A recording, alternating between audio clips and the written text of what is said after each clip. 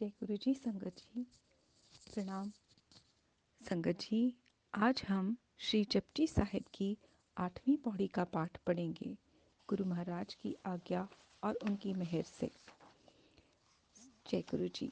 एक ओंकार धन गुरु नानक देव जी, सतनाम वाहे गुरु। श्री जपजी साहिब की 8वीं पौड़ी का पाठ।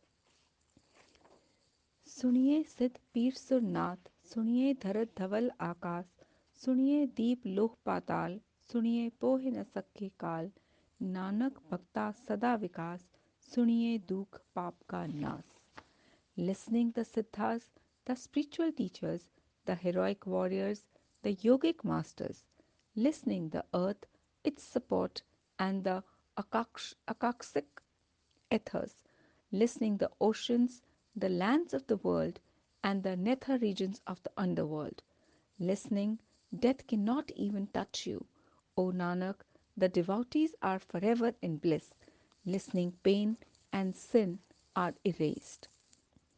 परमात्मा का नाम सुनने अर्थात उसकी कीर्ति में अपने हृदय को लगाने के कारण ही सिद्ध, पीर, देव तथा नाथ इत्यादि को परम पद की प्राप्ति हुई है। नाम सुनने से ही पृथ्वी, उसको धारण करने वाले वृषभ, पौराणिक धर्म ग्रंथों के अनुसार जो धोला बैल इस भूलोक को अपने सींगों पर टिकाए हुए है, तथा आकाश के स्थायित्व की शक्ति का ज्ञान प्राप्त हो जाता है। नाम सुनने से शाल्मली, क्रौंच, जम्बू, पलक आदि सप्तद्वीप, भू, भव, स्वह आदि 14 लोक तथा अतल, वितल, सुतल आदि 7 पातालों की अंतरात्माएं प्राप्त होती है। नाम सुनने वाले को काल स्पर्श भी नहीं कर सकता। हे नानक, प्रभु के भक्त में सदैव आनंद का प्रकाश रहता है। परमात्मा का नाम सुनने से समस्त दुखों व दुष्कर्मों का नाश होता है। अब सिद्ध गुरु नानक देव जी से कहने लगे कि जिस परमात्मा के नाम के सहारे तुम पंचभूत शरीर सहित इतनी ऊंचाई यानी सुमेर पर्वत तक पहुंचने में सफल हुए हो, उसके नाम की विशेषता क्या है? तो गुरु जी ने कहा, सुनो सिद्ध जनों, पहले तो आपने जो ये सिद्धि प्राप्त की है, ये नाम के प्रताप से ही आपको मिली है। प्रभु का नाम श्रवण करने से ही सिद्ध, पीर, पैगंबर, देवता, नाथ इत्यादि हुए हैं। इसके अलावा धरती और उसे उठाने वाला धवल, आकाश सभी प्रभु नाम को सुनकर ही टिके हुए हैं। प्रभु परमात्मा के नाम को सुनकर ही समुद्री द्वीप पाताल लोक का पता लगा पाता है। नाम सुरण के प्रताप से काल, मृत्यु का डर नहीं रह सताता, वरना अंतिम समय में भयानक यमदूतों को देखकर मनुष्य की हालत खराब हो जाती है। हर प्राणी, चींटी से लेकर हाथी तक, मनुष्य, पशु, पक्षी सभी ज्यादा से ज्यादा जीवित रहना चाहते हैं, अर्थात जीना चाहते हैं। महापुरुष एक प्रसंग बताया करते हैं। एक चिड़िया थी जिसका एक दाना पेड़ के कंदरे में कहीं फंस गया था। चिड़िया ने पेड़ से बहुत अनुरोध किया कि उस दाने को दे दें, लेकिन पेड़ उस छोटी सी चिड़िया की बात भला कहाँ सुनने वाला था।